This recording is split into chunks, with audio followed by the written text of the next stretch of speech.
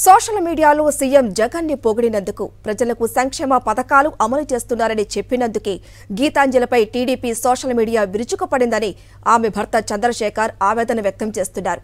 తమ ఓట్లు జగన్ కి తప్ప ఇంకెవరికి వేస్తామని తాను అన్న మాటలు తనని సోషల్ మీడియాలో ట్రోలింగ్ కి గురిచేశాయన్నారు.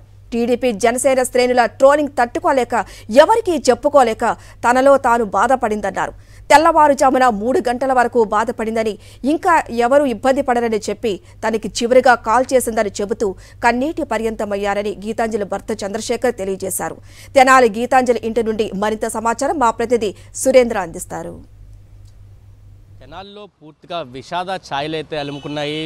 వైసీపీ ప్రభుత్వం అమలు చేసిన సంక్షేమ పథకాల్లో భాగంగా ఇళ్ల స్థలం అందిందని, ఇళ్ల పట్ట అందిందని చాలా సంతోషంగా చెప్పిన గీతాంజలి ప్రస్తుతం దూరం అయ్యింది.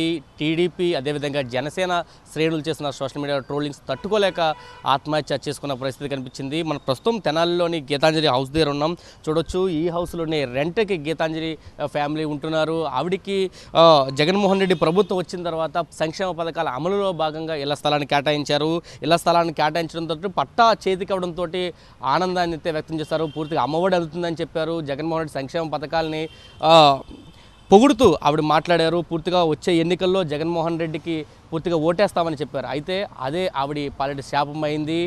టీడీపీ జనసేన శ్రేణులు పూర్తిగా ట్రోలింగ్ చేశారు. వారం రోజుల పాటు ట్రోలింగ్లో అసభ్యకర పదజాలంతో వ్యక్తిగత హననానికి పాల్పడిన పరిస్థితుల్లో ఆవిడ తట్టుకోలేక ఆత్మహత్య చేసుకుంది. ప్రస్తుతం ఆవిడ ఇంటి దగ్గర మనం ఉన్నాం. సొంత ఇంటి కళ నెరవేరిందని ఆవిడ ఆనందపడిన 10 రోజులకే ఆవిడ మృత్యువాత పడిన పరిస్థితి. పూర్తిగా ఆత్మహత్య చేసుకుంది. ఇది ఆత్మహత్య కాదు, హత్య అని చెప్పి వైసీపీ శ్రేణులు కూడా చెప్తున్నారు. టీడీపీ జనసేన అధికార దాహంతో చేసిన ప్రయత్నంలో ఒక మహిళ బలైందనే చెప్పొచ్చు. సరే, ఎలా అనిపిస్తుందంటే భార్య చనిపోయింది, చాలా సంక్షేమ పథకాలు అమలయ్యాయని చెప్పినందుకు పూర్తిగా ట్రోలింగ్ చేసిన పరిస్థితి. ఏం చెప్పారంటే ఆ మాట్లాడిన తర్వాత ఎటువంటి ట్రోలింగ్స్ ఉన్నాయో ఏం చెప్పారు మీకు? సంతోషంగా మాట్లాడింది, హ్యాపీగానే మాట్లాడింది. మేము కూడా ఎవ్వరూ ఏమనలేదు. కానీ అంత ట్రైల్ అయిపోయింది, ఇదయ్యింది. అయిన తర్వాత మెసేజ్లు అయ్యి నైట్ నుంచి వస్తుంది. నేను ఆల్రెడీ 3ంటికి లెగిసాను, లైట్ వేసుకొని చూస్తుంది. రేపు టీచర్గా అప్లై అవుతుంది. భాష్యం స్కూల్కి టీచర్గా వచ్చింది ఆఫర్.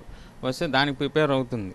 ఓ పక్కన ఫోను చూస్తుంది. సరే, అది 3 అవుతుంది అప్పటికి చూస్తుంది. నేను కూడా ఏం పట్టించుకోవాలి, అసలు దాని గురించి అది పెద్ద విషయం కాదు అనుకున్నా. కానీ తనలో తనకి బాగా స్ట్రబుల్ అయిపోయింది. అది కూడా నేను గమనించలేకపోయాను. అదే ఒకటే కనబడుతుంది నాకు. ఏమైనా చెప్పారా ఇలాగ నా మీద ఈ ట్రోలింగ్స్ వస్తున్నాయి అని, లేకపోతే ఇలాంటి కామెంట్లు చేస్తున్నారని మీతో ఏమైనా పంచుకున్నారు? నాకే చాలా వచ్చేసినాయి. మీ ఆవిడ ఇలా మాట్లాడిందని మామూలుగా మెసేజ్ ఇదిగా పెట్టారు.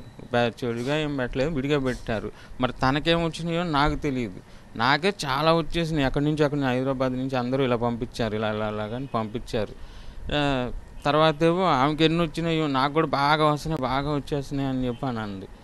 అదొకటే కనబడింది. కానీ తన మనసు చిన్నపిల్ల మనస్తత్వం. ఏదైనా చిన్నది ఇస్తున్నా కూడా ఆనందపడిపోద్ది.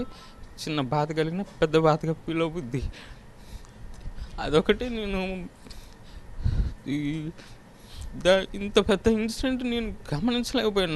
నా పనిలో నేనున్నాను. నాకు కూడా ఇది పెద్ద చిన్న విషయం. మైక్ ముందర మాట్లాడింది, తన సంతోషం చేసుకుంది, తన విషయమే చెప్పింది, ఉన్న విషయమే చెప్పింది. నిజమే, ఆయన ఇచ్చినవన్నీ మేము తీసుకున్నామంటే అన్నీ తీసుకున్నాం, అదే చెప్పింది. ఏ తప్పుగా ఏమి కనపడలే. ఇంకో విషయం ఏంటంటే ఎవరు కూడా ఇలా చెప్పండి అని కూడా చెప్పలే. తన మనసు ఆయనకి నిజంగా జరిగింది. ఆమె చెప్పుకుంది ఆనందంగా. తెల్లవారుజామున లేసాము, అప్పటికి ఫోన్ చూస్తుంది. మళ్ళీ లేకటం ఫోన్ చేసింది. అదే నేను చూడటం ఏం చేస్తాం, పిల్లలు రెడీ చేయమ్మా అని చెప్పి ఫోన్ చేసి పిల్లలకి జడేస్తున్నా కూడా ఫోన్లు వస్తున్నాయి.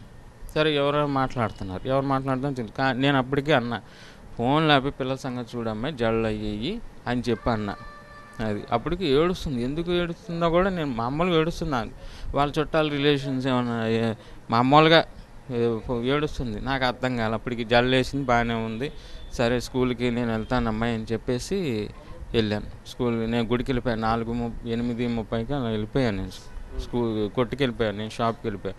మా అమ్మ నాన్న వాళ్ళు 9:30కి 10ంటికి వాళ్ళు విజయవాడ వెళ్ళారు. ఈ అమ్మాయి ఒక్కదే ఉండిపోయి ఇంకేం చూసిందో ఏం చేసిందో తెలియదు. ఈ యాక్సిడెంట్ జరిగిన తర్వాత ప్రయత్నం చేసిన తర్వాత హాస్పిటల్లో కూడా మాట్లాడారు. ఏమన్నా చెప్పింది అమ్మాయి? మాట్లాడలే. నాకు ఫస్ట్ ఫోన్ చేసి ఏమండి ఎవరికి ఇబ్బంది లేదండి అని అంది. ఏంటి ఎవరికి ఇబ్బంది లేదు అన్న, ఎక్కడ ఉన్నావు అన్న. నాకు ట్రైన్ సౌండ్ వినబడింది, ఇది వచ్చింది ఫోన్, లాస్ట్ ఫోన్ అదే వచ్చింది అంతే. నేను ఫోన్లు చేస్తాను, ఇంటికి వచ్చాను ఎతుకుతున్నాను, వాళ్ళ పిన్నోళ్ళకి చెప్పాను, లేదు నేను అలావో ఏముండదులేండి భాష్యంకి వెళ్తానండి, ఊరిని అని ఉంటుంది వెళ్ళండి అని అంది.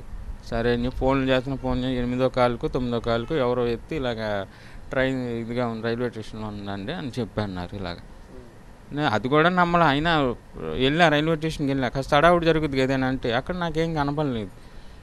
సరే అవన్నీ తిరిగాను. తిరిగిన తర్వాత అప్పటికి గంట అయిపోయింది అంటున్నారు. అప్పటికి గంట అయింది. తర్వాత కొందరు వెళ్ళి మా రిలేషన్స్ వెళ్ళి ఇలాంటివి ఏమైనా జరిగితే గవర్నమెంట్ హాస్పిటల్కి తీసుకెళ్తారంటే వాళ్ళు చెప్పారు. నేను ఇక్కడ ఇవన్నీ తిరుగుతున్నాను, ప్యాషన్ స్కూల్ అని ఇవన్నీ అన్నీ తిరుగుతున్నాను రోడ్డు మీద. ఈ లోపల గవర్నమెంట్ అక్కడ కనిపించింది, కానీ సుఖలో ఉంది, మాట్లాడే సుఖలో లేదు, మామూలుగా స్పందిస్తుంది. ఇండిషన్ పొడిస్తే కూడా చెయ్యి నొప్పి వస్తుంది అని చెప్పగలిగే స్పందనలో ఉంది. సరే గబగబా అప్పటికి గుంటూరు వెళ్ళండి అని అన్నారు. గుంటూరు వెళ్తే అక్కడ వాళ్ళు కూడా చక్కగా చూశారు, బాగా చూశారు. వాళ్ళదేం లేదు, మీ అమ్మాయే ట్రీట్మెంట్ని అందుకోలేకపోతుంది అని చెప్పారు. వాళ్ళు బాగా చూశారు. తర్వాత అన్నగారు శివకుమార్ గారు కూడా రికమెండేషన్ చేసుకున్నాం, వాళ్ళు బాగానే చూశారు. అన్నీ మా దైవశక్తి ఉన్నంత ప్రయత్నం అంతా చేసాము.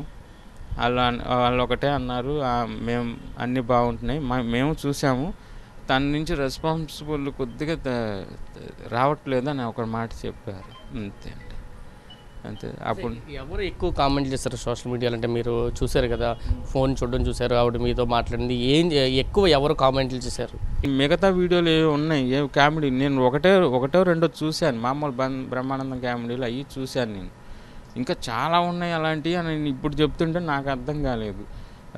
నేను ఒకటే చూసింది, ఇగో ఈ వీడియో ఇలాగ వచ్చినాయి, ఇలాంటివి చాలా వచ్చినాయి అంట అని చెప్పి అన్నారు. పైన తను తీసుకున్న పథకమును కింద కామెంట్స్ అవి ఉన్నాయి, అవి కూడా ఇంగ్లీష్ నాకు చదవడం రాదు అలాంటివి చాలా వచ్చినాయి అన్నారు. ఎవరు పంపించారో ఏంటో నాకు చెప్పే టైం లేదు. జగన్మోహన్ రెడ్డి ఇచ్చిన సంక్షేమ పథకాలని చెప్పడం, ఒక సోషల్ మీడియాలో ఒకరు అడిగిన దానికి సమాధానం చెప్పడం, ఈరోజు నిండు ప్రాణాన్ని బలి తీసుకుందని చెప్పొచ్చు. అధికారమే పరమావధిగా కొంతమంది చేసే ప్రయత్నాల్లో సోషల్ మీడియా ట్రోలింగ్కి గురయ్యి గీతాంజలి ఈరోజు మృత్యువాత పడింది. పూర్తిగా ఈ తెనాలి ప్రాంతం అంతా కూడా విషాద ఛాయలు అయితే అలుముకున్నాయని చెప్పొచ్చు. కెమెరా పర్సన్ సంతోష్తో కలిసి సురేంద్ర, సాక్షి టీవీ, తెనాలి నుంచి. చూసాను, అసలు ఇలా జరిగింది కూడా మాకు తెలియదు, ఇలాగ జరిగింది మరి నాకు తెలియదు. అసలు ఆ టైంలో నేను మా చెల్లి స్కూల్కి వెళ్ళాం, అసలు మాకు తెలియదు ఇలా జరిగిందని. వీళ్ళందరూ చెప్పారు ఫంక్షన్ మీద మెట్లు పడిపోయిందని చెప్పారు. నిజం నమ్మి మేము ఇద్దరం నమ్మాము. అసలు ఇలా జరిగిద్దని అసలు తెలియలేదు మాకు. అంటే అమ్మ వీడియో మాట్లాడింది కదా, ఆ వీడియో రెగ్యులర్ చూసేదా ఇంట్లో ఫోన్లో? చూసిద్ది. చూసాడు, ఏమన్నది అమ్మ? ఏమన్నా చెప్పేదా లేకపోతే ఫ్రెండ్స్ ఏమైనా మాట్లాడేదా? అసలు మామూలుగా అయితే మమ్మీ తనలో తనే ఏడ్ చేసిద్ది, అసలు చెప్పదు ఎవరికి, తనలో తనే ఏడ్ చేసుకుంటుంది. అసలు మాకు తెలియదు ఇలా జరిగిందని, అలా జరిగిపోయింది. అడిగాం కానీ రీజన్ దానికి చెప్పలేదు మమ్మీ. చెప్పలేదు. అన్నీ షేర్ చేసుకుంటారా మమ్మీ నీతో?